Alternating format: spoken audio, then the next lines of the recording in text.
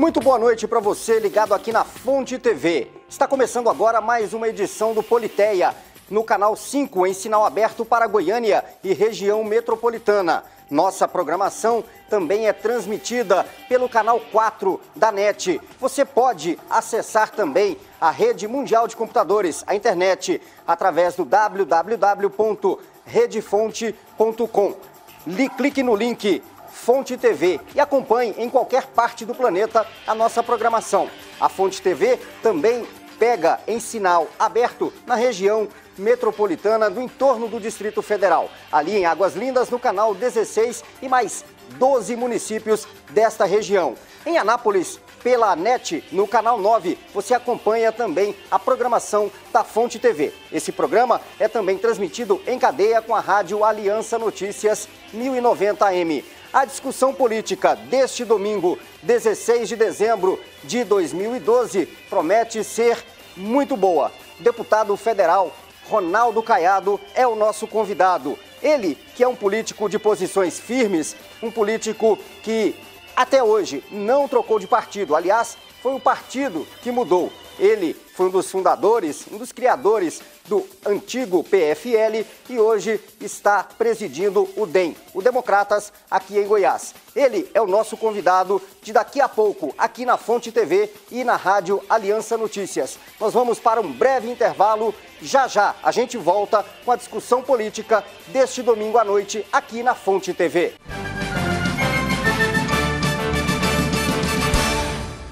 Já estamos de volta aqui na Fonte TV, canal 5 para toda a região metropolitana de Goiânia, pela NET, no canal 4 aqui na região metropolitana e em Anápolis, canal 9. Você acompanha a programação da Fonte TV através da NET. Como eu disse na abertura do programa, nosso convidado de hoje é o deputado federal Ronaldo Caiado. A Rede Fonte de Comunicação com o Politeia tem na coordenação de jornalismo Graciele Oliveira, supervisão de Davi Augusto, assinatura Apóstolo César Augusto. Seja muito bem-vindo ao Politeia, muito obrigado por nos receber aí na sua casa. Deputado federal Ronaldo Caiado, muito obrigado pela presença. Boa noite, seja bem-vindo. Boa noite. Eu que quero agradecer, Fábio, e também ao Alberto e a todos os telespectadores, mas essa oportunidade de poder estar aqui num programa tão conceituado e onde nós vamos conversar política, que também a sociedade goiana se interessa por esse momento que passa o país, como também a política estadual. Com certeza, vamos falar muito sobre política sim, sobre o seu futuro político. Eu tenho certeza que o nosso telespectador da Fonte TV, o ouvinte da Rádio Aliança Notícias, tem interesse em saber qual será o destino político do deputado federal Ronaldo Caiado, ele que é deputado, está no seu quinto mandato como deputado federal, disputou inclusive a presidência da República na primeira eleição direta para presidente após o período da ditadura militar. Ele foi um dos que concorreu a esta eleição. Boa noite, professor Alberto Carlos. Boa noite, Fábio. Boa noite, deputado Ronaldo Caiado. Boa noite, meu amigo e minha amiga. Ô, compadre, ô, comadre. Vai dando um dedinho de prosa sobre política pra gente hoje à noite aqui no Politeia, tá? E eu quero começar também fazendo homenagem aos manos, né? Nós é nós no pedaço. Até o final do ano que vem, nós é número 1 no Brasil. É time campeão. Parabéns, torcedor do Corinthians, time do Corinthians, pela campanha no Mundial, Libertadores Mundiais. Vocês vão ter que aguentar nós um ano, viu, moçada? Haja sacrifício para aguentar os corintianos. Mas parabéns, né, deputado? É verdade, ao Corinthians. Uma luta, torcemos hoje pelo Brasil. Pelo Brasil, justamente. E parabéns aos corintianos. Uma conquista dessa tem que ser, sim, enaltecida. Mas o programa, ele é para falar de política. E Politeia quer a sua participação. Ligue para a gente, 3254-1079 é o nosso telefone. Você vai mandar o seu recado, vai mandar a sua pergunta para o deputado Ronaldo Caiado, para a gente aqui na mesa fazer os questionamentos ao deputado Ronaldo Caiado. Se não quer ligar, tem também o e-mail. Mande o seu e-mail para a gente, politeia@redefonte.com. politeia@redefonte.com. Você pode mandar a sua mensagem, seu recado, seu questionamento, a sua pergunta para o deputado federal Ronaldo Caiado. Deputado que é médico e também produtor rural. Deputado, eu gostaria de começar falando com o senhor a respeito da polêmica sobre os royalties do petróleo. O senhor tem sido uma das vozes da oposição e no Congresso que tem tentado fazer com que essa distribuição seja mais igualitária, que não fique centralizada nas mãos dos estados produtores de petróleo, no caso do Brasil, no Rio de Janeiro e no Espírito Santo. Como é que está essa questão no Congresso Nacional? O Congresso vai mesmo derrubar os vetos da presidente Dilma? É verdade, Fábio. Esse assunto é um assunto que já se arrasta desde a legislatura anterior. Na legislatura anterior, nós aprovamos um projeto, tá certo, alterando todas essas regras. Esse projeto ele foi vetado à época e nós, nessa legislatura atual, estamos rediscutindo esse tema, porque realmente é uma injustiça querer repassar apenas para o Rio de Janeiro e para o Espírito Santo toda a exploração de petróleo que é feita em alto mar. Na verdade, todos nós respeitamos a exploração que é feita naquele espaço territorial do Estado.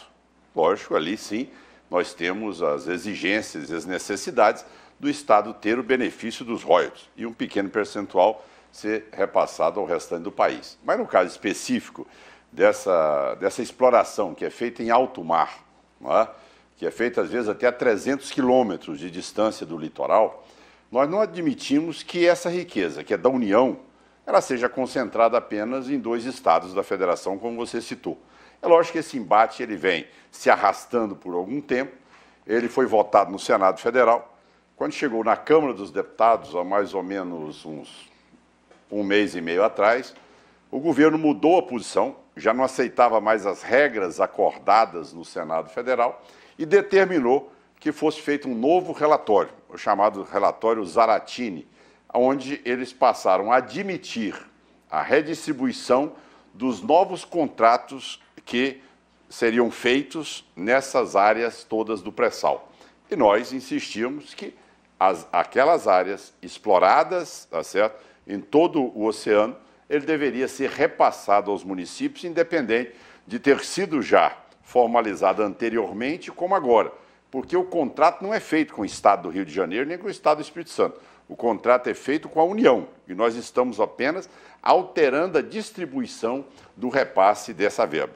Fomos para uma votação emblemática na Câmara, onde os democratas, e por sermos oposição, tivemos a liberdade de fazer um requerimento de preferência e derrotar o projeto da Câmara e aprovar o projeto do Senado. Só para o telespectador ter uma ideia, entre o projeto da Câmara, que o governo queria aprovar, e o projeto do Senado, só o Estado de Goiás perde 341 milhões de reais, ou seja, 180 milhões para os municípios e 160 milhões para o Estado de Goiás.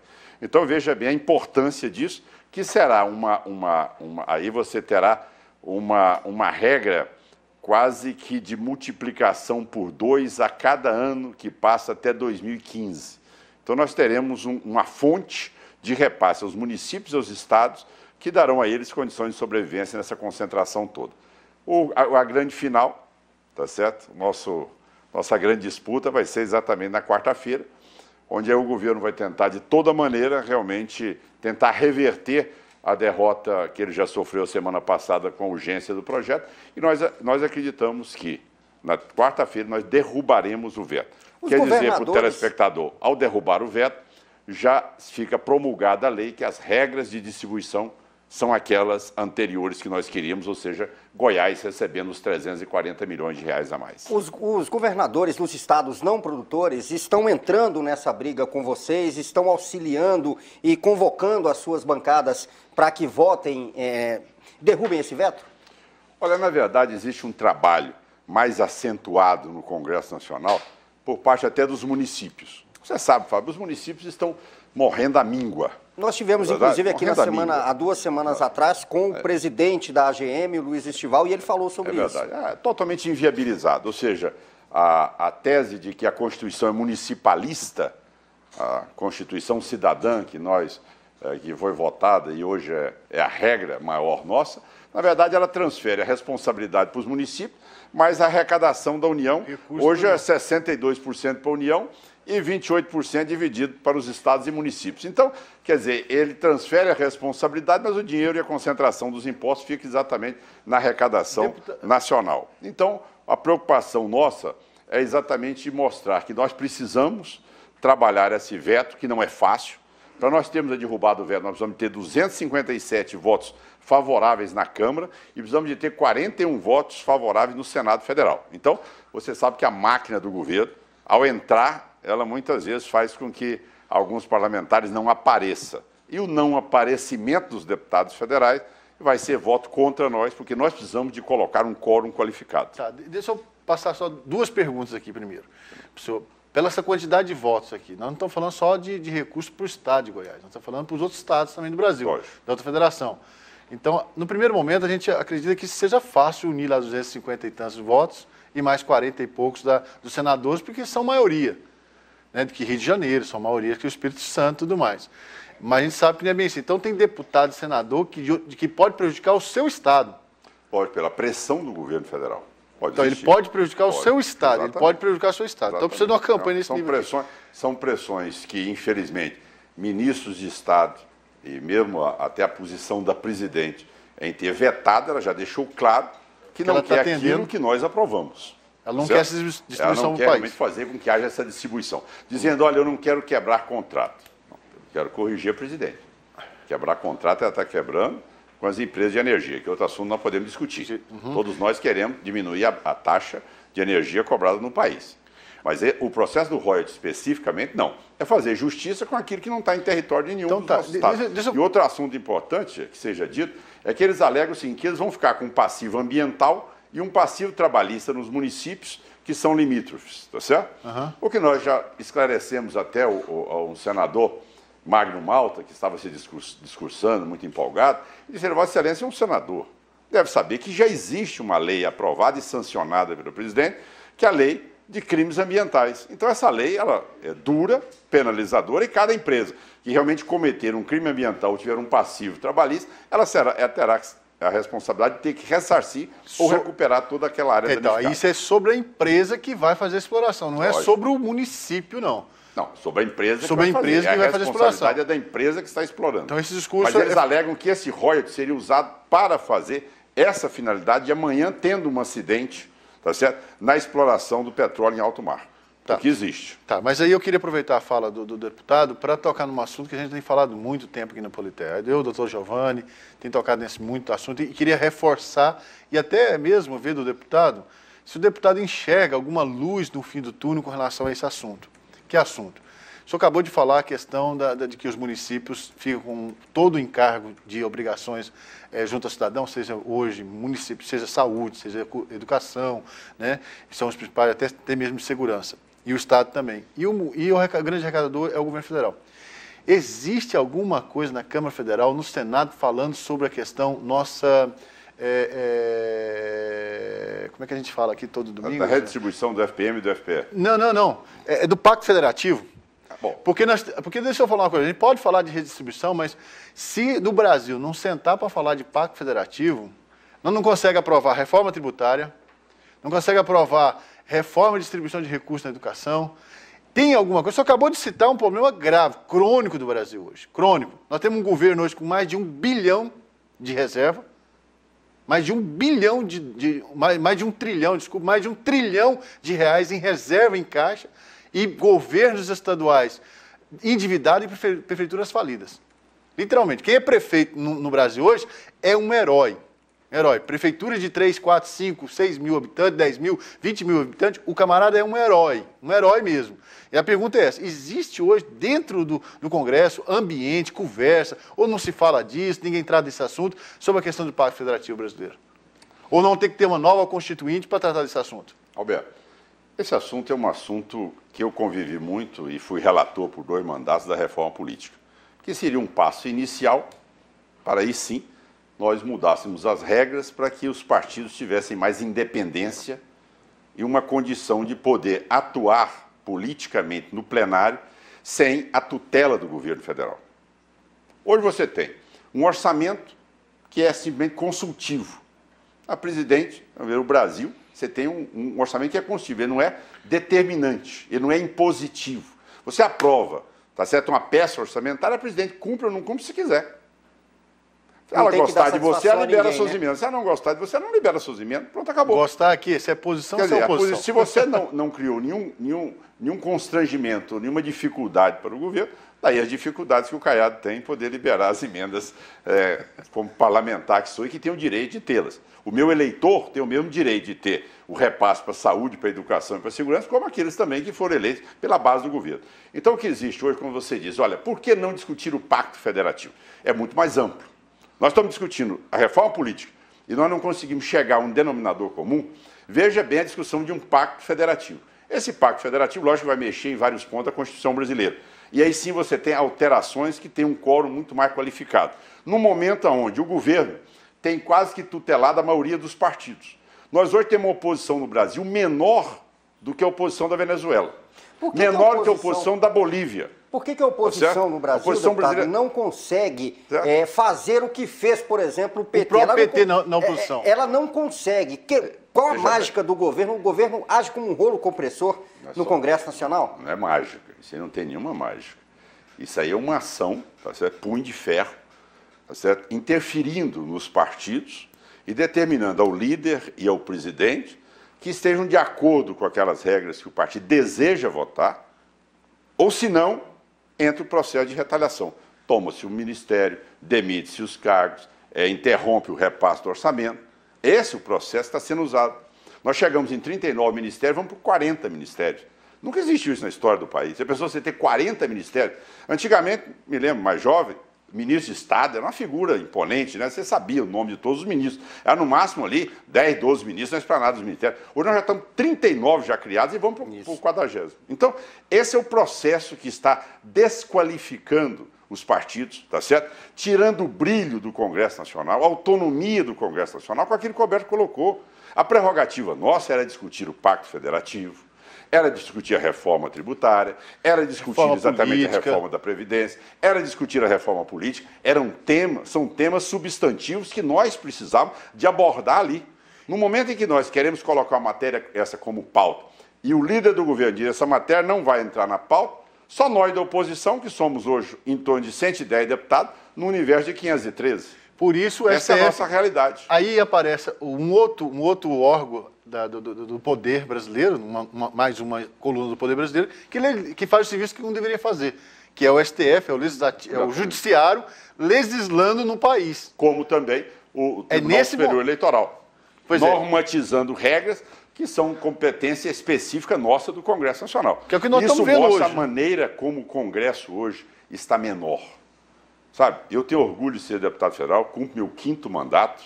Muitas vezes eu discuto com os colegas, não dizendo a eles, olha, vocês são da base, nós somos oposição, mas nós temos que entender que tem um momento onde nós temos que lutar pela instituição.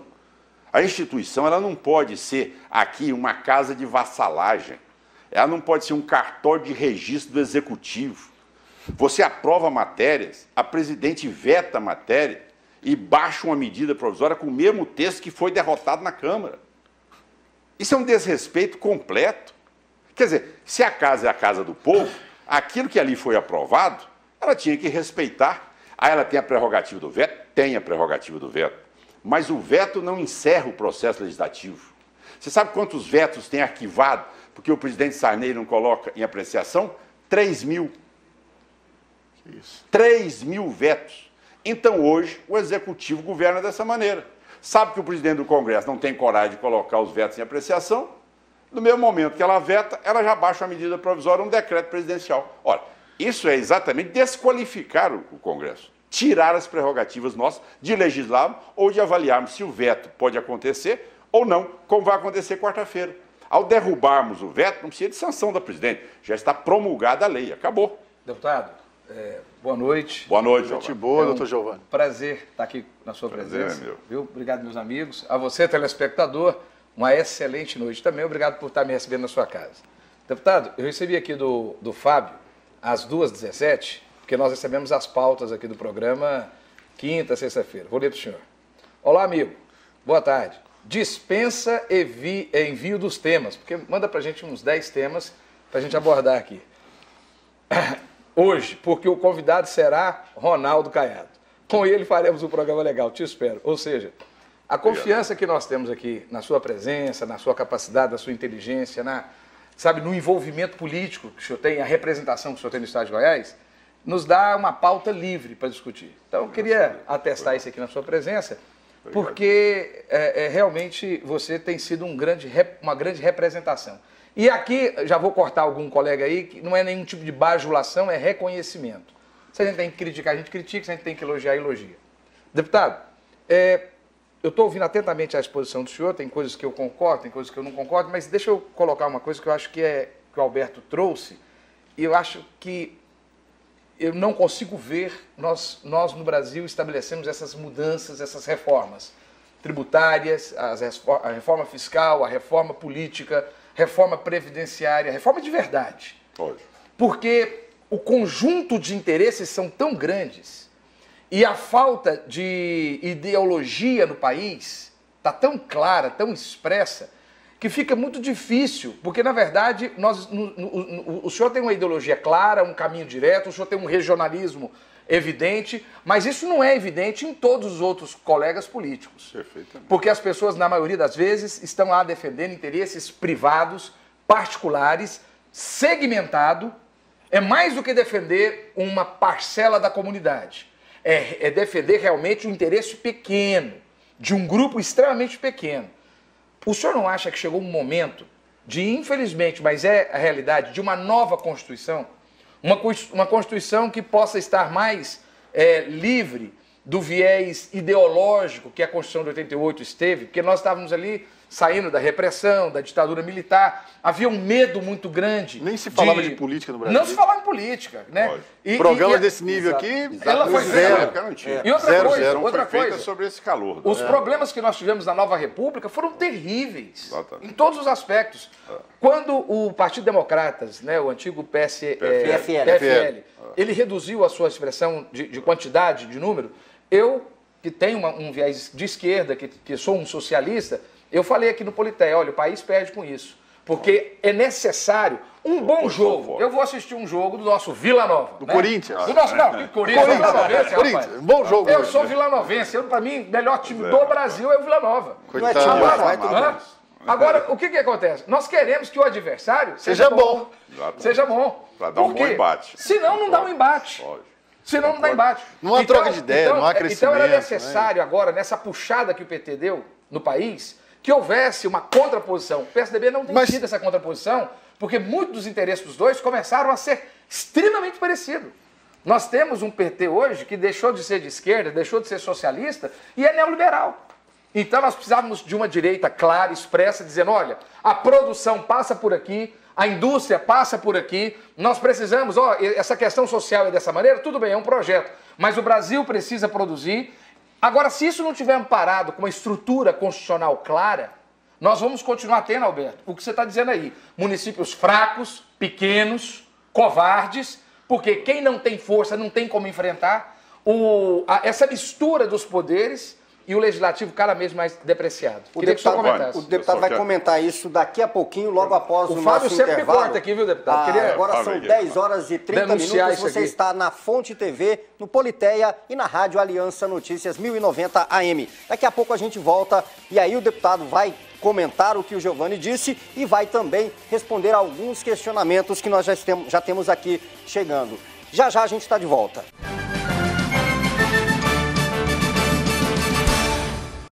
Estamos de volta com o Politeia aqui na Fonte TV e na Rádio Aliança Notícias 1090 AM. O programa de hoje recebe como convidado o deputado federal Ronaldo Caiado. Deputado, o doutor Giovanni deixou um questionamento para o senhor, para que o senhor fizesse um comentário, mas antes o professor Alberto quer fazer uma colocação. Eu só quero dar mais uma pincelada aqui no que o doutor Giovanni colocou de forma muito... Melhorar o que eu falei, né, Alberto? Não, é mais porque eu percebi na fala do deputado Ronaldo Caiado que o nosso problema não é com o PT. É a estrutura de poder que está aí, doutor. Eu queria saber do senhor se é isso mesmo. Não se configura aqui PSDB, PMDB. Hoje existe estrutura de poder que que faz com que as coisas funcionem dessa maneira. Porque está falando, o direito do veto do presidente não é do presidente da Dilma, é um direito constitucional que lhe cabe, que lhe foi dado a qualquer um que ocupar aquele cargo. Então, quando a gente fala em reforma constitucional, quando nós estamos falando em fazer uma nova constituinte, pensarmos melhor no Pacto Federativo, nós estamos querendo mexer nos instrumentos do jogo. Porque o PT nada mais, deputado, está utilizando da lei, da legislação, do que é de direito. Se é desses meios, se ele tem essa força de fazer com que deputados possam votar a favor, porque ele tem mecanismos para isso, ou a deputada, então nós temos que entender, a minha pergunta para o senhor é, o PT formou essa estrutura está lá e o PT se apossou dela. Bom, então vamos lá rapidamente nessas duas formulações. Como diz o doutor João, tem que aproveitar do senhor aqui, viu? Exatamente. Vamos lá, então. A primeira colocação do professor Giovanni em relação ao problema da necessidade de uma revisão constitucional. Professor Giovanni, eu sou cirurgião, médico, e como médico eu aprendi que primeiro se faz diagnóstico, depois se propõe tratamento. Porque se eu começar a dar analgésico, antitérmico e antibiótico, alguma coisa vai melhorar no paciente, porque eu ampliei toda a bateria de medicamentos que eu podia dar num paciente numa crise. Agora, se eu não fizer o diagnóstico correto e não operar a localização correta, o paciente vai a óbito. Então, não adianta nós querermos simplesmente responsabilizar a Constituição. O que nós temos que responsabilizar no Brasil hoje é a maneira como os parlamentares, seja ele vereador, deputado estadual e deputado federal, chegam às assembleias ou à Câmara dos Deputados ou Senado Federal. É esse o processo. Onde é que está aquilo que está deformando, desqualificando e tornando o Congresso Nacional, tá certo, um poder sem força para representar a população? Vou dizer rapidamente. Sabe o que é? Que no Brasil criou-se a cultura da compra do voto. Nós não temos partidos fortes. Você não vê democracia com um partido fraco. De repente você vê os que faziam oposição ao PT, de repente estão todos na base do PT. E qual é o princípio? Por que eles foram para lá? Onde é que está o princípio ideológico, programático, doutrinário daquele partido? Aonde? Fisiologismo, oportunismo, cultura de que só se dá bem na política se estiver ao lado do poder. Isso é que nós precisamos quebrar. Da mesma maneira que nós quebramos a cultura da inflação no Brasil, o Brasil já teve período sem ter moeda. Nós não tínhamos uma moeda no Brasil, nós tínhamos uma URV. Muitas vezes você comprava qualquer coisa, daí 10 minutos já era aquele preço mais X% acrescido. Era uma cultura no Brasil. O que nós não temos hoje são partidos fortes. Partidos hoje eles são ameaçados e o parlamentar é ameaçado. Quando eu venho lutando por uma reforma política, aí sim seria a modificação do sistema eleitoral, que o poder financeiro e o poder das máquinas não fossem fundamentais para eleger o cidadão. Veja bem, eu sou votado nos 246 municípios. O cidadão diz, eu vou votar no Caiado, muitas vezes até nem sabe qual partido que eu estou. Mas eu não estou aqui advogando causa própria, ao contrário.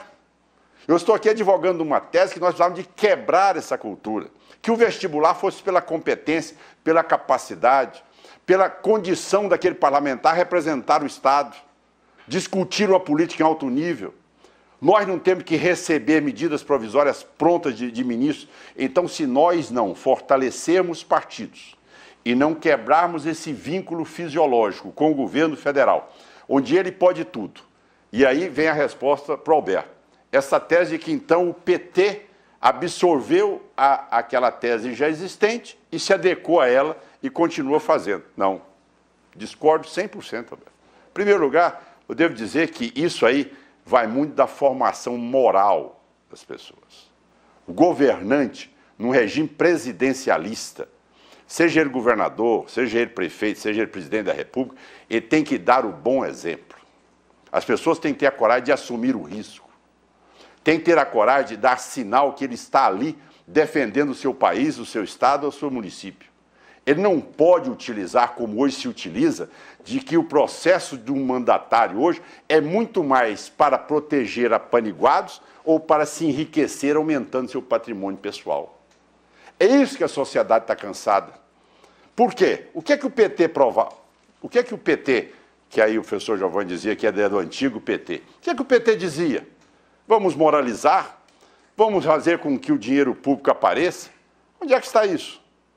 Teve um plano real, nós estamos chegando numa situação, lógico, o Brasil, depois de acabar a inflação, fazer um PROE, conter aquela situação dos bancos, como aconteceu nos Estados Unidos, está acontecendo na Europa hoje, que não caminhou. E, sem dúvida alguma, ter ali um equilíbrio financeiro, o Brasil cresceu como um país por extensão territorial que tantos outros cresceram. Mas o Brasil hoje, entre os 14 países hoje, tá certo? Efervescentes ou ascendentes, hoje é o 13º. Está perdendo, só está ganhando na América do Sul da Argentina. É um país que hoje aplica 90 bilhões em infraestrutura. É um país que você vê o caos no setor da saúde. É um país que hoje, a saúde hoje não tem condições de atendimento nem nas maiores cidades do país. Estava aí o Jornal Nacional mostrando o caos que foi no Rio de Janeiro para marcar uma consulta de ortopedia. Você vê a situação toda da educação hoje. Temas que nós discutimos no Congresso Nacional, que são relevantes. E, no entanto, você vê uma coisa que a sociedade não tolera mais, Roberto, que é exatamente as pessoas usufruírem da prerrogativa do cargo, do mandatário, para fazer mecanismos de benefícios, de estruturas, que vão fazer o quê, Alberto? O que eles vão fazer? Financiar as campanhas eleitorais daí 4 anos. Esse é o dinheiro. Para que o trem-bala, Alberto? Para que o trem-bala ligar Rio de Janeiro a São Paulo, que vai custar 60 bilhões de reais? Com 60 bilhões de reais, você duplicaria todas as rodovias do país. Deputado. Você duplicaria as rodovias do país. Então, o que é isso? Isso é caixa. É caixa para a campanha em 2014. Por que o BNDES escolhe 4, 5 empresas para salvar? Isso é um governo ético, transparente? Banco Nacional de Desenvolvimento Social. Que social tem em cartel? Onde é que está o socialismo, professor Giovanni, nos cartéis hoje? Todos com dinheiro direcionado do BNDES, que o povo paga, que é dinheiro do Tesouro Nacional. Mas, deputado, eu concordo 100% com o senhor com esses erros e esses equívocos. Eu concordo com o senhor. Não é por ser socialista ou ter minha origem de esquerda que eu acredito que tudo que vem... Por exemplo, não é por amar meu pai e minha mãe que eu acho que tudo que veio deles está correto. Então nós temos que ter uma capacidade crítica e, graças a Deus, eu ainda acredito que há homens e mulheres nesse país com capacidade crítica. O que eu acho difícil, por isso que eu comentei sobre eu sou advogado. Eu sou advogado há 20 anos. Sou professor também há muitos anos. E toda essa lida de comentário político, de análise política, participo de política há 25 anos. Quer dizer, eu não tenho uma experiência parlamentar que o senhor possui. Mas a gente consegue visualizar, deputado, sabe o quê? A gente consegue visualizar que, principalmente quem passou pela Constituição de 88, eu passei dentro da faculdade, estudei ela doutrinariamente, depois vivi, fui empregado do Banco Federal, da Caixa Econômica Federal, pude ver como que o país mudou através da ótica dessa estatal.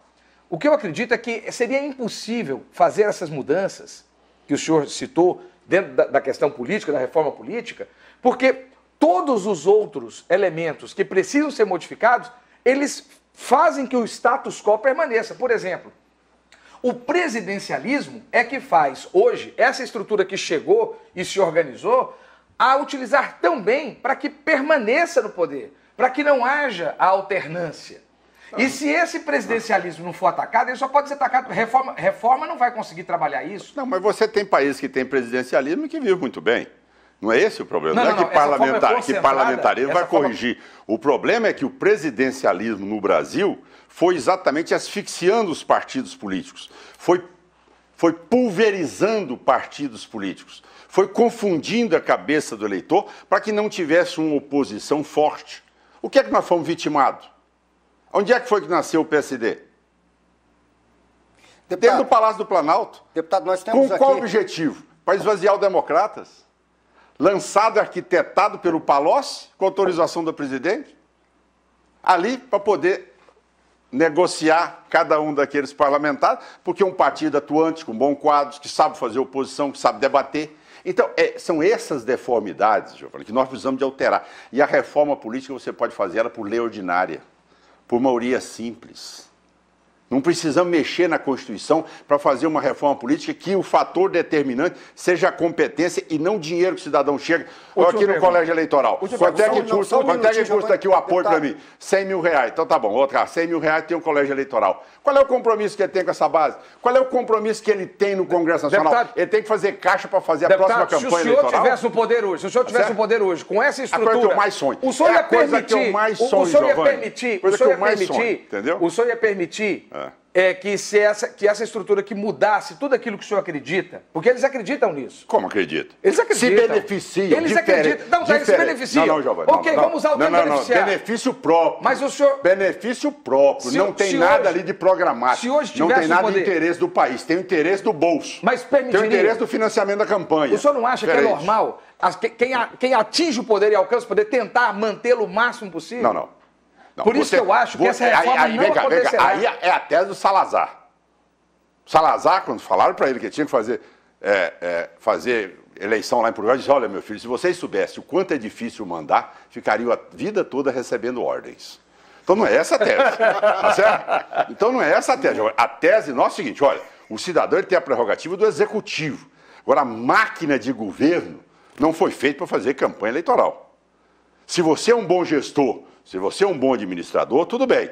Agora, se você quiser fazer aquilo, é lógico que você altera todo o processo eleitoral. Você tem um poder de ter um falso positivo. Aquilo ali realmente é o sentimento da população ou a máquina fez aquilo acontecer?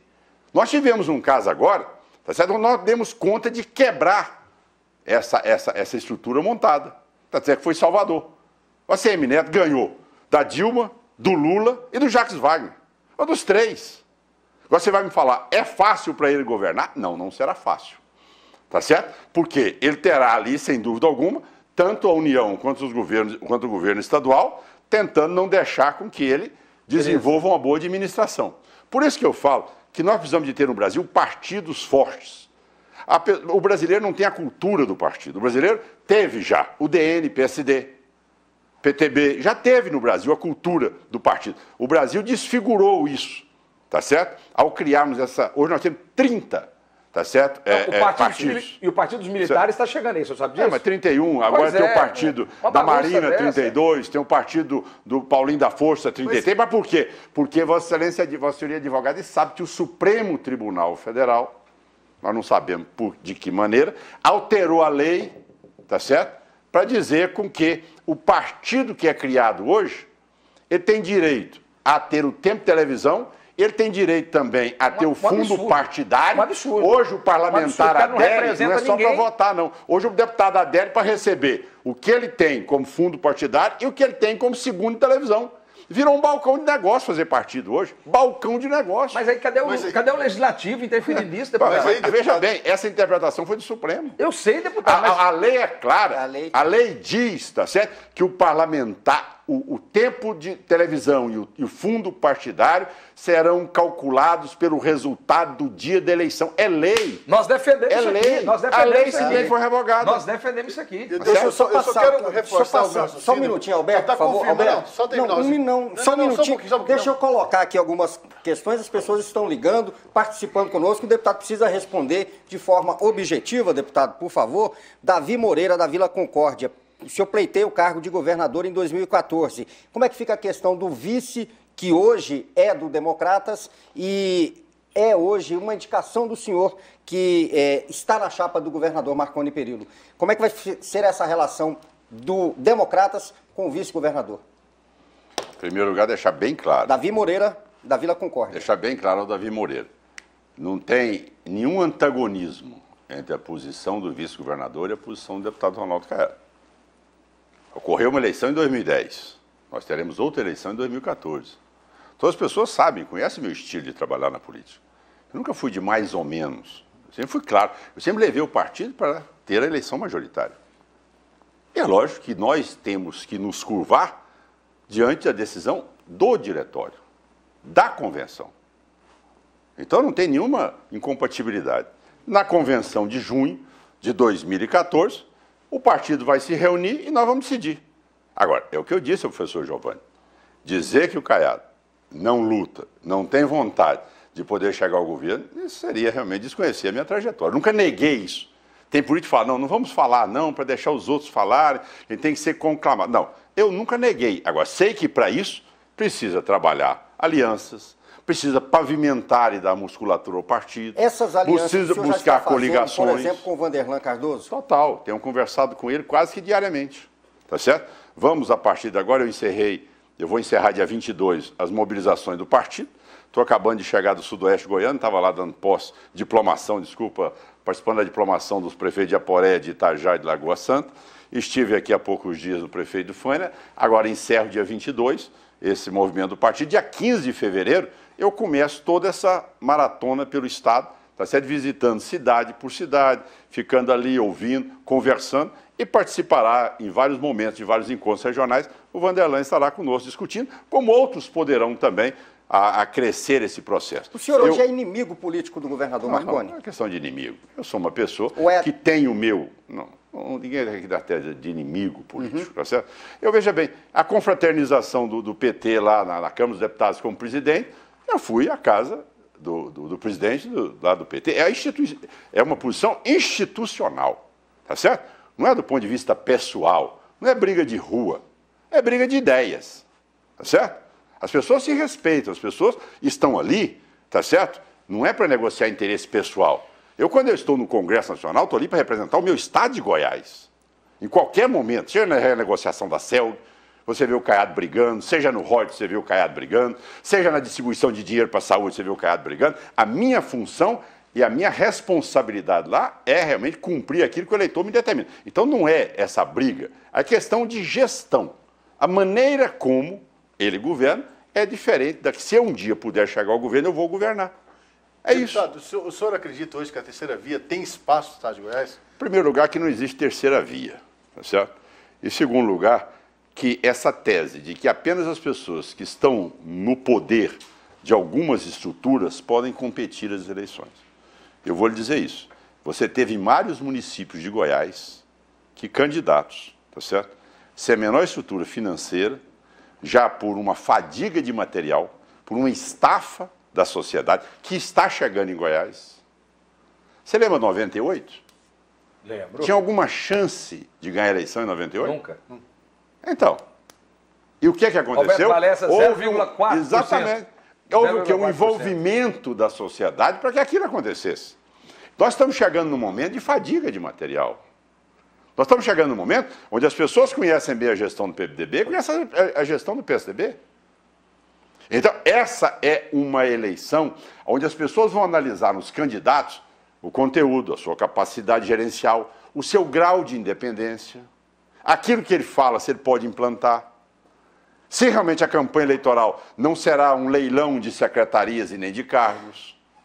Isso é que é o ponto fundamental de um cidadão que quer uma máquina como estadista, não para sobrepor aos outros, mas para poder ter a prerrogativa de ali sim defender as pessoas mais necessitadas que dependem da mão do governador do estado, do prefeito municipal e do presidente da República. Essa é a tese. Você vê hoje o Brasil nacionalmente desfigurado. É escândalo por minuto. Mas não atingiu ainda o cidadão mais simples. Mas está comprometendo, já está atingindo. Você acha que em 2014... As crises sucessivas de Goiás está atingindo. 2014, nós temos candidato da base do governo, tem uma oposição clara que é PT e PMDB, e só acha que vai ter uma outra corrente surgindo aí. Olha, eu acho que essa outra corrente, ela pode aglutinar dentro do PMDB ou da base do governo? Ou não pode ser chamada terceira via no estado? Isso aí vai depender do segundo turno. Entendeu? Como é que você vai trabalhar isso? Tá certo? Quer dizer, essas alternativas não virão apenas 3 candidatos. Eu acredito que virão mais candidatos. Tá certo? Só que essa tese dos candidatos competitivos, entre aspas, tá certo? Podem, às vezes, frustrar essas estruturas daqueles que acham que já estão com o mando de campo e que podem ganhar uma eleição. O senhor disse aqui que a convenção partidária em 2014 que vai decidir. É isso, mas Davi. O seu nome é o nome do Democratas, ou o senhor coloca o seu nome para o partido decidir que o senhor dispute o governo do Estado? Exatamente. Essa é a pergunta. Eu fiz aqui uma compilação do Davi, que o senhor já respondeu, do Jânio Eterno e também do Henrique do Setor Bueno. Eles querem saber se o senhor, em 2014, vai ser candidato ao governo do Estado? Olha, não é um fator impositivo, até porque eu sou um homem que respeito a decisão do colegiado. Vi de 2010. Fiz uma campanha sozinha pelo Estado todo, mas respeitei a decisão da convenção. Por que então, o senhor... Fábio, eu não vou me impor candidato. Eu vou trabalhar, eu vou fazer com que o partido tenha musculatura de buscar alianças e que o partido possa lançar candidato ao governo ou lançar o candidato ao Senado.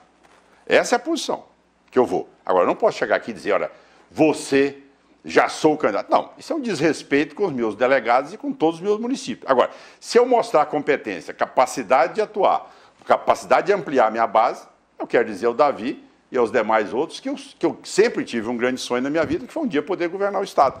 Já sou um parlamentar de 5 mandatos, já sou um cidadão que realmente sei, tá certo, conheço as duas faces da moeda, já ganhei eleições, já perdi eleições. Nada melhor para você fazer com que você pise na vaidade e saiba que você tem que ter muito mais capacidade de ouvido que de ficar apenas sendo dono da verdade em todas as matérias que chegam até você. Então, isso é o tempo, né? Cabelo branco, na verdade, já vai chegando com a idade. Eu assim, particularmente, estou ouvindo o senhor, já ouvi algumas outras, mas 2014, para esse grupo, Vanderlan, Ronaldo e Júnior Friboi, é praticamente um processo de articulação hoje. É um processo de articulação. Como é que ele vai acontecer lá na frente? Ninguém sabe, Alberto. Os 3 aqui pode sair um candidato a governador, um candidato a Senado, um candidato a vice, né? Pode se articular uma chapa muito forte, porque para concorrer a uma eleição majoritária precisa da chapa. Mas o Ronaldo ele já matou essa charada aí. A questão é uma questão de conflito, de ideias, né? De justa posição de ideias e também acho que justa posição de cosmovisão. Perfeito. Não basta só interesse, não basta só interesse. De repente, por exemplo, o Júnior Friboi, por exemplo, eu vejo que ele não tem, por exemplo, uma ideologia política, uma proposta política clara.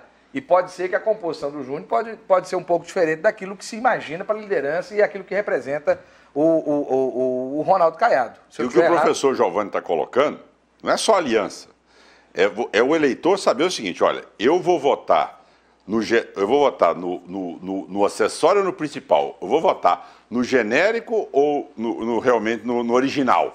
Porque se tiver um candidato que vai ser mais ou menos aquilo que é o PMDB ou o PSDB, vai votar então no original. Por que ele vai votar no genérico? Só acho que essa estafa que está aí, essa necessidade de mudança, já está presente na sociedade para fazer essa opção? Olha, eu acho que está, né? Eu acho que ninguém...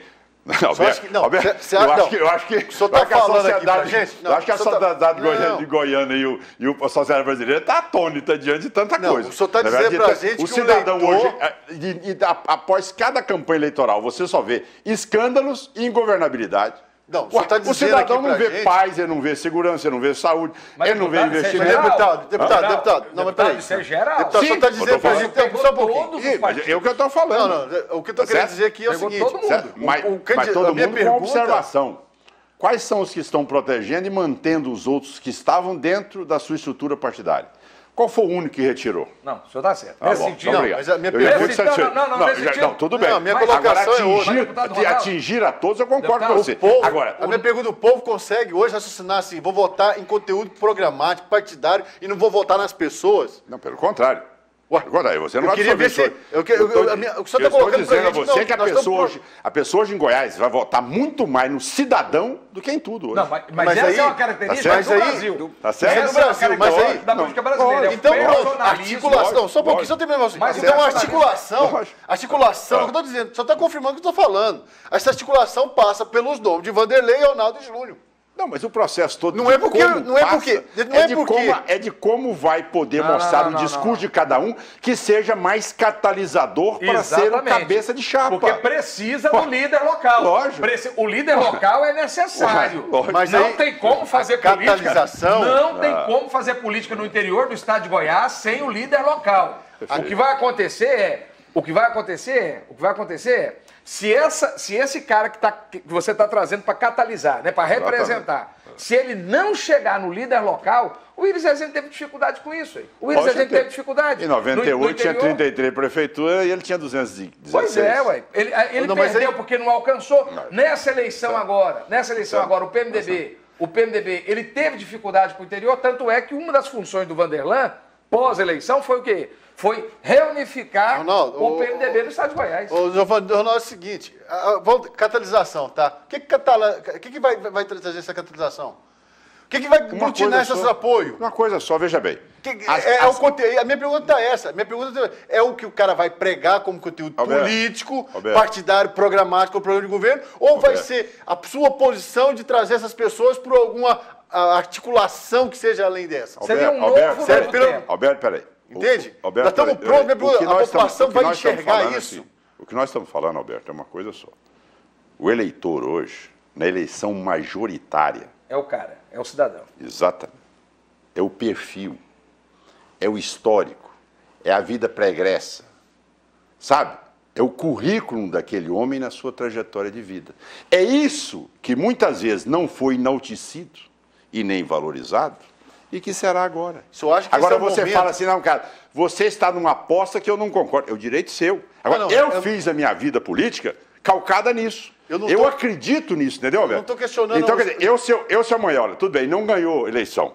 Tudo bem, mas eu não perdi aquilo que sempre foi o meu norte. Eu não deixei, tá certo, hora nenhuma de quebrar aquilo que eu identifiquei como sendo fundamental para a vida política. Da mesma maneira como eu faço a medicina, eu faço a política. Agora, o idealismo me leva a me comportar dessa maneira. Isso. E é dessa maneira que eu acredito que eu chegarei ao eleitor. Tá certo? Agora, se amanhã o eleitor disser não, eu respeito. Olha, eu não vou contestar o eleitor. Agora, vai ser, se você me perguntar qual é que será o meu norte, é exatamente isso. Eu até torço, deputado. Hoje eu sou, olha, como democrata, como republicano, eu torço para chegar nesse momento.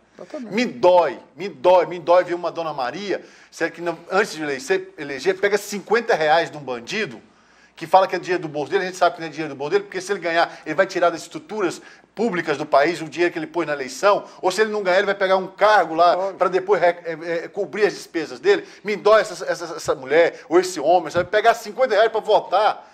Se é dinheiro que poderia ser usado na saúde, na educação, me dói. Também luto como o senhor para que isso não aconteça. Mas a minha pergunta está aqui. Esse cidadão vai conseguir enxergar isso? Ele está pronto? Mas esse é o desafio. Deixa eu te falar uma coisa para o senhor, Alberto, a minha pergunta é essa. Nós estamos vivendo um país, um momento que o eleitor está pronto de vomitar uma proposta, alguém chegar para ele, estamos R$50 aqui, ele fala, não vou votar por esses R$50. Ou pegar esse R$50 e votar num... Alberto, isso é questão de tempo. Eu sonho que esse momento do país... Isso é questão de tempo, Alberto. Quando eu me especializei em cirurgia de coluna vertebral, tá certo? Que eu fui para a França, que eu passei pelo Rio de Janeiro, formei no Rio e vim para Goiás, o que é aquela cultura?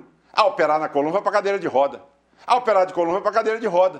Isso era o que você escutava. Eu sei disso que eu falo, se operar com seriedade, você não vai para cadeira de roda, o senhor vai ter uma vida melhor, o senhor vai viver sem dor, o senhor vai viver com capacidade de voltar ao trabalho. Então a cultura não é essa. Então se eu simplesmente falar que isso não pode acontecer, eu não estou cumprindo aquilo que eu acredito.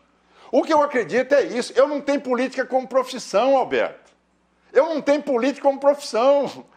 Isso aqui é importante que você saiba. Eu não tenho política como profissão. Eu sou médico, modéstia à parte, sou bom. Tá certo? Eu tenho minha vida, que eu, infelizmente, com os falecimentos de meus pais, eu herdei. Tá certo? Eu construí.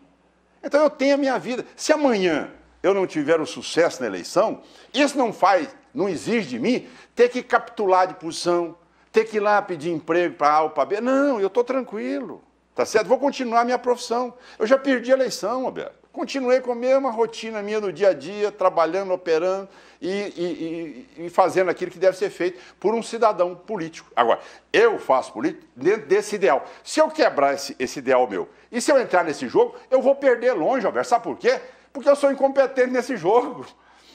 Tá certo? Eu não sei jogar esse jogo. E os outros já estão 10 anos, 100 anos na minha frente. Deixa eu só chamar um intervalo aqui, já a gente volta com essa discussão política. Tem aqui, deputado, muitas ligações.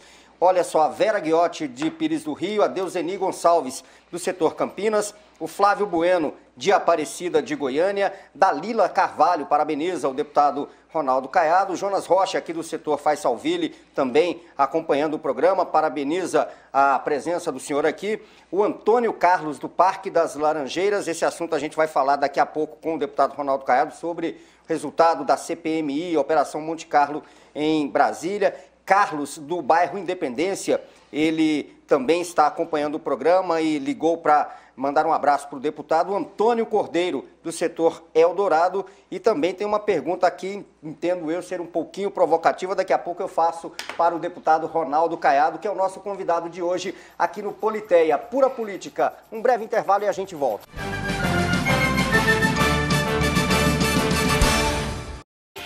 Estamos de volta com o Politeia aqui na Fonte TV, o programa que debate a política goiana e nacional todos os domingos às 22 horas aqui na Fonte TV.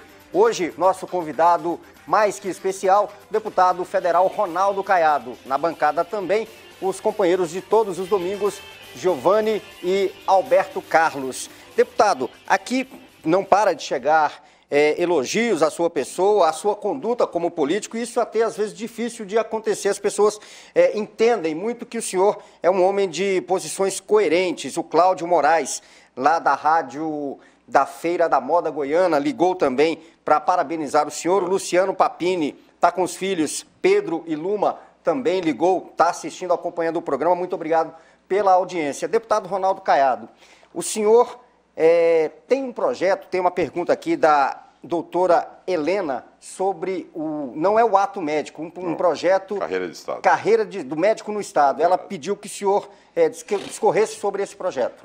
Rapidamente, porque o Fábio está me pedindo aqui que responda assim, em poucos segundos, cada Exato. pergunta formulada. Colega, é o seguinte, fica claro que hoje 70% dos médicos estão nas capitais e nas grandes cidades, porque no interior ele fica dependendo do humor do prefeito, da política local, ele não tem a menor estabilidade e ele não tem como ali desenvolver a sua função como especialista. Então, qual é a nossa emenda constitucional que nós propusemos? Já ultrapassamos a Comissão de Constituição e Justiça, que é a mais difícil, e agora o presidente da Câmara acabou de assinar a criação da comissão especial, onde nós daremos início a partir de fevereiro, que vai ser criar uma alteração à Constituição, onde cria-se a carreira de Estado para médico. Então, esse médico, ele pode fazer um concurso federal, tá certo? Ele vai ter um salário compatível com o auditor fiscal do Ministério da Fazenda, ele terá toda a sua graduação, só que ele não terá direito de decidir onde ele vai ficar. Ele vai ficar, de acordo com a especialidade dele, naquele município onde tiver a carência daquele médico especialista. Por quanto tempo precisarmos da atuação desse médico naquela região? É a maneira de nós interiorizarmos as especialidades. Você no interior hoje não tem um pediatra, não tem um cardiologista, não tem um ortopedista, enfim, hoje é o caos. Hoje a medicina do interior é a medicina da ambulância com raras e honrosas exceções. Então, esse é o nosso objetivo, mostrando que nós podemos fazer isso sem que o governo avance naquilo que ele deseja hoje, que é exatamente importar 5 mil médicos a partir de fevereiro de Cuba e da Venezuela, sem ter o conhecimento e muito menos ter participado aqui da formação e da grade, que aquilo é exigido para nós nos formarmos aqui como médicos, e querem importar todos esses médicos, lançando aí para atender as pessoas, praticando as maiores iatrogenias, não sabemos da sua qualificação e não sabemos da sua competência para o exercício da medicina. Então, acho que é o momento da classe médica se impor e nós passarmos a interiorizar as especialidades e o médico poder viver com dignidade, com salário e perspectiva de aposentadoria. Esse é objetivamente a nossa emenda constitucional. Carreira de Estado para médico. O médico é federal, ele tem um vínculo federal, ele se deslocará para onde for necessário e o tempo de permanência dele vai ser de acordo com a necessidade até que se tenha um outro para substituir. Essa é a proposta curta e grossa da nossa emenda constitucional. Deputado, o Júlio Aredes e o José Célio estão no Jardim Goiás, ligaram também o José Ricardo no Rio de Janeiro, acompanhando pela internet o programa. Muito obrigado pela participação de vocês aqui no Politeia. O Antônio Carlos, do Parque das Laranjeiras, pergunta o que o senhor sabe da conclusão, se o senhor tem mais informações sobre a CPMI no Congresso, a confusão que o Odair Cunha acabou causando com o seu relatório. É verdade. O relator tem que ter a consciência que ele não é dono do relatório. O relatório é construído por aquilo que é o sentimento da maioria da comissão. Não adianta ele querer fazer o relatório que interessava ao PT sem que haja uma concordância dos demais membros e que ele tenha uma posição de imparcialidade. É isso que se cobrou dele. Quer dizer, quando era aliado a ele ou da base dele, ele jogava para debaixo do tapete. Quando era contrário, ele expunha. Então não é essa maneira republicana, não era a maneira congressual, não é essa maneira de se relatar os fatos. Né? Você não tem o direito de proteger A, de proteger B. Cada um deve responder pelos seus atos. E o encaminhamento dessa matéria, porque a Câmara não tem poder para fixar. Ela tem simplesmente o poder de pedir o indiciamento e encaminhar para o Ministério Público. Na verdade, as provas da Polícia Federal e os órgãos e o Ministério Público e o Poder Judiciário é que realmente vão analisar todos esses documentos, que a Polícia Federal já adiantou bastante na interceptação de tudo isso e já faz parte hoje desse processo chamado Operação Vegas e Operação Monte Carlo. Então, o que nós teremos vai ser um pronunciamento, tá certo? Aqueles que têm quórum qualificado do Supremo, do STJ, ou se não, dos juízes locais. O senhor achou justa a condenação, principalmente do núcleo político do PT, pelo julgamento do STF? Não só justo, porque todos nós assistimos às sessões. Todos nós vimos, tá certo? A contundência das provas. Nós estamos vendo isso até agora. O Brasil vive de mensalão, de sanguessuga, de vampiro, de Valdomiro, de mensaleiro, e agora Porto Seguro, Monte Carlo, tá certo? Vegas. Então o Brasil não tolera mais isso. O que é que existia, Fábio? Qual é o grande ponto que está acontecendo agora e que será marcante na política nacional? Até então, o cidadão desacreditava de qualquer coisa que falava, não, isso aí é político, é poderoso, não vai acontecer nada. O Supremo Tribunal Federal quebrou essa tese no Brasil. Quebrou essa tese no Brasil. A partir de agora, o banqueiro está ficando 40 anos na cadeia, o Marco Valério está ficando 40 anos na cadeia, o Zé Dirceu, o Zé Genuíno, o João Paulo. Então, o Valdemar. Então, existe agora um julgamento que ele não é o cidadão que tem aquele poder, que ele tem aquela importância no cenário político. Não. O Supremo hoje está julgando diante dos fatos e com total independência. Então, essa eu acho que é a grande virada que nós vamos começar a ter. Porque o que acontecia? A certeza da impunidade. Era muito grande, né? Era grande demais. Você vai, rapaz, eu vou roubar esse dinheiro público, vou ficar na manchete dos jornais uma semana, não vai dar nada, eu vou ficar rico. Não era isso que acontecia? Eu vou ficar na semana depois eu vou ficar com o dinheiro aí, tranquilo, acabou. Agora, ele sabe que não. Ele sabe que os bens serão confiscados, ele sabe que ele vai ser julgado diante das provas que ele tem, e ele sabe que ele vai pegar a cadeia como qualquer cidadão que praticou o roubo ou praticou um crime. Então, essa tese levantada pelo Supremo, nós temos que reconhecer que a partir daí pode influenciar muito nas campanhas eleitorais. E as pessoas hoje que vão financiar as campanhas eleitorais também estão atentos. Porque não é só apenas o corrupto, é o corruptor. Então, todos eles estão dentro do mesmo processo e com penas iguais ou maiores. O senhor, mais do que o cidadão comum, até pela proximidade que tinha, por ser do partido, do Democratas, ter sido eleito pelo Democratas, o senhor se decepcionou muito com a situação do Demóstenes Torres, ex-senador? Olha, eu quero deixar bem claro, o meu sentimento é de tristeza profunda. Por quê? Porque ninguém tira o que ele tinha como capacidade de debater no Senado Federal. Agora, é lógico, Fábio, que ninguém também podia admitir que aquilo estivesse acontecendo. Ele então, foi um bom senador para Goiás, né? Sem dúvida. Né? Não, eu digo porque ele trouxe... Isso foi reconhecido nacionalmente, tá certo? Isso foi reconhecido nacionalmente. Há muito tempo nós não tínhamos uma cabeça com uma visão foi reconhecido nacionalmente. Tanto é que era o candidato do partido a presidente da República. Você sabe disso. Tá? Uma coisa que eu deixo bem claro são as posições tomadas. Negócio de mais ou menos, não lembro, não disse, não. As coisas têm que ficar bem claras. O eleitor tem que saber. Esse negócio de mais ou menos não dá certo. Correto. Tá certo? Nem na medicina e nem na política. O negócio de híbrido é bom na agricultura. Tá certo? Bom, o senhor dizia que o senhor acabou se decepcionando mesmo com ele, com a situação... O fato do partido perder um quadro como esse, nesse processo todo, que sem dúvida alguma traz também um comprometimento partidário, é lógico que isso causa um entristecimento enorme a todos nós, tá certo? Não especificamente só a mim, acho que a todo goiano que assistiu isso, como milhares de brasileiros, não é verdade? O prestígio dele extrapolava Goiás. A Operação Monte Carlo, ela trouxe reflexos tanto para o governo do Estado, reflexos negativos para o governo do Estado, quanto para essa situação envolvendo o ex-senador Demóstenes Torres. É possível, o senhor hoje, como um opositor ao governo do Estado, tirar proveito político da situação enfrentada ou vivida pelo governador Marconi Perillo nesse embate que se avizinha em 2014? Sabe qual a minha diferença, a minha grande diferença dos outros? É que eu aprendi desde criança com meu velho avô. Eu só brigo para cima e só brigo com quem está em pé. Eu nunca na minha vida tripudiei em cima de ninguém caído. Agora, tem uma característica, que é da hora em que as pessoas não têm a coragem de enfrentar, eu tenho. Né? Eu tenho a coragem de botar minhas posições. Mas olha, Caiado, agora calma, o governo está muito forte e tal. A minha consciência manda isso. Entre o governo e a minha consciência, eu fico com a minha consciência. Essa é a minha posição, Fábio. Essa é a minha trajetória de vida. Eu tive coragem de defender produtor rural, quando ninguém tinha coragem de defender produtor rural e entrar no Rio de Janeiro, São Paulo, entrar nos maiores centros do país e ir para o Congresso Nacional. Não tinha, se acovardava. O produtor rural era senhorzinho Malta da vida.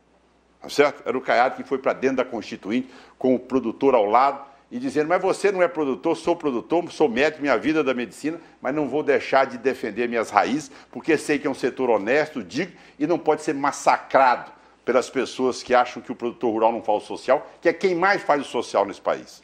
Tive coragem de enfrentar posições adversas, tá certo? Em vários momentos da vida política, porque ali eu estava com a convicção que as pessoas não tinham coragem de enfrentar aquilo. Essa é a característica do político. Agora, aquele que fica só pisando em cima da onça morta, meu amigo, desconfie dele, tá certo? Desconfie dele. Essa coragem só para tirar a fotografia, para mim, a pessoa não tem o menor mérito e jamais me sensibilizaria. Há poucos dias agora eu vou entrar num outro assunto polêmico, tá certo? Estou estudando, porque eu acho que a gente tem que estudar as coisas. Né? Não conhecia bastante essa matéria, do que está acontecendo em Goiânia, que é aquilo ali, ó, o adensamento da cidade de Goiânia, a construção de prédio um em cima do outro, certo?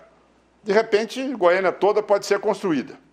Não interessa, chega ali, compra 4, 5 lotes, faz 50 andares, vira um Bueno, vira um Jardim Goiás e o cidadão comum fica desesperado. Olha, eu não tenho como chegar na minha casa não vale mais nada, o prédio já está em cima da minha casa. Então eu acho que nós precisamos, tá certo? Isso tem chegado a mim com uma frequência muito grande. Falei, olha, vou me debruçar sobre o plano diretor, vou buscar bons consultores para discutir esse assunto. Agora não é possível nós ficarmos numa cidade maravilhosa como é Goiânia, num projeto onde ali a sustentabilidade deixou de ser o ponto mais importante para o cidadão e passou a ser uma edificação irresponsável por todos os lugares, com ruas que não têm acesso. Você vai num Jardim Goiás, Jardim maravilhoso. Esse dia eu fui jantar num restaurante lá, meu carro não passava, porque botou um carro de um lado, um carro do outro, você não tinha nem como transitar na rua. Você não tem acesso às pessoas que ali moram mais. Então, quer dizer, é um outro tema. Agora, para isso você tem que ter independência moral e intelectual para fazer. E é exatamente isso que eu prezo na minha vida. Deixa eu aproveitar o senhor aqui. O senhor não está precisando levantar a bandeira do produtor rural novamente, não? Olha, não é que eu deixei. Deixa eu porque eu fico... Esse final de semana teve um pessoal lá em casa, estivemos jantando e conversando, né? Um médico, até um companheiro do senhor, é um neurocirurgião, e nós falávamos sobre isso. E falávamos sobre essa política do governo, incentivando o setor automobilístico, incentivando o setor imobiliário, construção civil. Certo? E pouco incentivo na agricultura. E ele dizia o seguinte, e ele é de Minas, né, interior de Minas, ele falava assim, olha, meu pai é produtor rural, ele falou que, ele relato dele para a gente, ele falou o seguinte, que a agricultura é o único, ele dizendo, é a única coisa que gera riqueza no país. Lógico. Se não fosse o setor rural nas exportações, o Brasil não tinha crescido nem 0,6, seria negativo o PIB. E por que o governo não investe nesse setor? Porque por causa de bico? Não, é uma questão de preconceito ideológico, tá certo? É muito claro isso. Para você ter uma ideia, um dado rápido para você, ter aquilo que nós estamos discutindo no Congresso Nacional.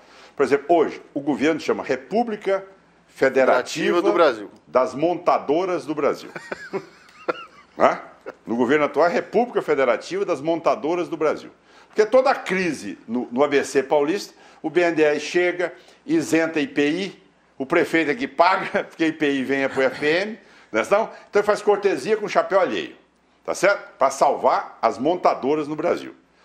Só para você ter uma ideia, só a pecuária de leite absorve 10 vezes mais emprego do que todo o ABC paulista. Só a pecuária leiteira. Não estou falando a parte da agricultura, nem estou falando da pecuária de corte, nem estou falando da agricultura permanente. Só para explicar uma coisa para o telespectador. O telespectador no Brasil, ele cresceu agora só 0,6% no país. Só 0,6%. Da onde ele cresceu 0,6%? Do 0,25% que veio do agronegócio. Estou certo ou não? Os números são mais ou menos esses? 0,25%. Não, 0,25%. 2,5%. Do setor rural, 2,5%. 2,5%. E aí ele perdeu nos demais, nas importações. Ou seja, na parte urbana, nas indústrias, na prestação de serviço, nós tivemos foi negativo. O agronegócio foi ele que sustentou o país todo. Foi ele que sustentou o país. E foi exatamente o que foi abandonado. Agora, a única coisa que eu não concordo, o Ronaldo Caiado, de toda essa exposição que você trouxe, é dizer, por exemplo, que a questão do setor rural, ele faz mais obra social do que os projetos sociais hoje de distribuição de renda. Foi mais ou menos isso? Ele é responsável por todas. Não, ele faz só o pós-serviço. O cara não trabalha de graça, não. Ele vai lá, trabalha e recebe o salário dele. Não. Isso não é obra social, não. Não. Só esse. O único retoque que eu queria dar era esse. Então, deixa eu só esclarecer. Só esclarecer aqui os fatos. Em primeiro lugar, Giovanni, o que acontece no campo? Todas as obras estruturantes do município, elas têm como base, tá certo, a produção daquele setor rural. Goiás, então, é 70% da economia do Estado. Entendeu? Então você não tem aqui uma creche, você não tem aqui um hospital que não seja pelo superávit da balança do setor primário. Essa aqui é. Então, se nós fizéssemos aqui uma política agrícola retrógrada, uma política agrícola que não fosse competitiva, você sabe que o setor rural, hoje, ele absorve tecnologia acima do que a medicina está absorvendo? Hoje é o setor que mais absorve tecnologia, hoje com produtividade.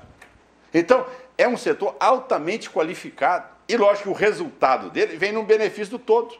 Veja bem, você é mais novo do que eu, mas você se lembra o interior de Goiás, o que era? Lembro demais. Então, o cidadão não tinha água encanada, o cidadão não tinha luz, o cidadão tinha casa de taipa, o cidadão tinha ali, era adobe, era a maior incidência de doença de chaga. Era Jacatatu, né? Exatamente. Então, quer dizer, você vai hoje, caminha Goiás hoje, para você ver. Para você ter uma ideia, sabe qual foi o município mais produtivo do país em agricultura? Cristalina. Só em Cristalina tem mais de 800 pivôs. Ele atende em grãos, ele atende em verduras, ele atende em carne. Ele é um município hoje que bate em Rio Verde, para você ter uma ideia. Que hoje Rio Verde é o quarto e Jataí é o sexto. No Brasil. Então, veja bem o que Goiás hoje tem de tecnologia e de produtividade. Você chega em Cristalina hoje, vai ver a condição hoje de um trabalhador rural, está lá com o carrinho dele, uma casa arrumadinha, você vê a renda chegando naquela região. É isso que eu falo. Ninguém faz mais o social do que nós. Essa é a realidade. Deputado, estamos chegando já ao final do programa. Ao final, Fábio. Infelizmente... vir para outros temas, né? E tem outros temas que tem. Pois é, nós temos aqui nós viemos sem pauta. Nós temos aqui muitas perguntas. Eu vou registrar, e não vai dar tempo, infelizmente, de registrar. E eu trouxe plateia. Todas as Você participações. Você não anunciou a plateia que eu trouxe minha esposa aí. Muito obrigado pela presença, viu? Deputado, o Pedro do setor Coimbra, a Luzia do setor Santo Hilário, a Dilza de Campinas, o Emivaldo de Aparecida de Goiânia, o Benedito do setor Bueno, o João Caetano, ele também registrou a participação aqui, o Cesmar Júnior, o Valdemir, o Carlos Antônio. Deixa eu só abrir aqui mais um para a gente registrar a participação das pessoas que ligaram para fazer perguntas ou para comentar a sua participação aqui. O Cláudio do Jardim Goiás também ligou participando para deixar o seu registro aqui no programa. Quero agradecer muito. Infelizmente, tempo é curto, 1h30 para que a gente pudesse debater aqui e acabou deixamos de falar de alguns outros assuntos importantes, mas uma próxima oportunidade, com certeza, a gente trará o senhor novamente aqui e vamos fazer um excelente debate. Mais uma vez, muito obrigado pela presença. Eu quero agradecer a você, Fábio, Alberto, Giovanni, a todos os telespectadores, a todos os ouvintes da Rede Vida e desejar a cada um Feliz Natal, um 2013 com muita saúde, muita paz, muita disposição, certo? Que vai ser um ano pré-vestibular bem acirrado, nós teremos que ter aí muita saúde para caminhar esse estado todo. Graças a Deus estou em plena saúde, recuperado, e dizer que é um momento de muita alegria esse final de ano, a gente vai poder fazer o congraçamento com os nossos familiares, nossos amigos e entrar reabastecido em 2013. Então eu espero que em 2013 eu tenha a oportunidade de vir aqui outras vezes, participar de um grupo tão seleto realmente de entrevistadores com tanto conteúdo quanto vocês, que sem dúvida nenhuma faz com que a gente possa render e ter que estudar cada vez mais para vir aqui para o Politeia. Muito obrigado ao deputado Ronaldo Caiado. Giovanni, boa noite. Boa noite, Fábio. Boa noite, Alberto. Boa noite, deputado Ronaldo Caiado. É um grande prazer ter debatido contigo, né? Volume de conhecimento é isso aí, gente. Agora, debate, a gente ainda vai ter muitos outros ainda desse final de ano, mas eu queria agradecer você que nos permite entrar na sua casa, você que permite que a gente entre com os nossos assuntos. Queria te convidar a continuar discutindo conosco. Eu, no meu Twitter, GBuenoADV, ou Giovanni Bueno, NNY, Bueno, né, Giovanni, GIOVANNY, e queria continuar conversando com você pelo Face. Forte abraço, até semana que vem. Corintiano Alberto Carlos. Não é nada, rapaz, não é nada, isso aí é atleticano. Atleticano, né? Sou Goiás. Comprou ela pra vir pro programa hoje. Você vai tentar levantar audiência. Eu pertenço a um bando de doidos há muito tempo. Ô, Fábio, boa noite. Torce pro Monte Cristo. Que ia devagar, não apela não. Tá todo mundo apelando no Corinthians. Deputado Ronaldo Caiado, um prazer tê-lo novamente com a gente. Ia ser uma oportunidade muito boa, porque podemos explorar. O senhor vive política, o senhor respira política, convive com política. E o senhor é daqueles candidatos que está na política como por um prazer. Muito mais que um prazer do que, como o senhor disse, por uma profissão, né? Então, Giovanni, um abraço, uma boa semana. Eu quero deixar só uma colocação para o doutor Ronaldo aqui. Eu já fiz ela em outro programa, vou voltar a fazer sobre isso aqui. O Brasil, enquanto não tiver a sua própria usina de sintético, de fertilizante, nós não vamos ter uma agricultura forte. É incrível. A Argentina tem três usinas de sintéticos de fertilizante. O Brasil não tem nenhuma. Importa todos os sintéticos de fertilizante do Brasil. Isso é um absurdo. O país que mais produz no Brasil. E fica aqui a minha denúncia e o meu pedido para o senhor. Para você, meu amigo, minha comadre, meu compadre, uma boa semana. Obrigadão por esse dedinho de prós que nós tivemos com você. E o pessoal está pegando no meu pé, não vou deixar passar em branco. Eu desejo para você que essa semana você se sente na mesa como uma empada bem gostosa, um empadão goiano bem gostoso, com uma linguicinha, com um gueroba e com batata, tá bom? Você tem uma semana que você tem essa oportunidade de saborear um empadão goiano bem gostoso, tá bom? Um abração, uma boa noite, uma boa semana, tá? Muito obrigado a você por ter acompanhado o Politeia na noite de hoje na Rádio Aliança Notícias 1090 AM e aqui na Fonte TV. Próxima atração jornalística na Fonte TV, às 7 da manhã, Goiás Alerta. Às 8 da manhã, Marcelo Heleno, na Rádio Aliança Notícias, comanda o programa Rádio Verdade. Agradecer aqui os nossos colegas de trabalho na noite de hoje, a Cíntia Campos, o Thomas Magno no áudio, o Luiz Alvarenga, nosso diretor de imagens, o Gilson e o Simvaldo, que estiveram trabalhando aqui no estúdio, nossos câmeras. Muito obrigado a você, uma ótima semana, até domingo que vem com mais uma edição do Politeia.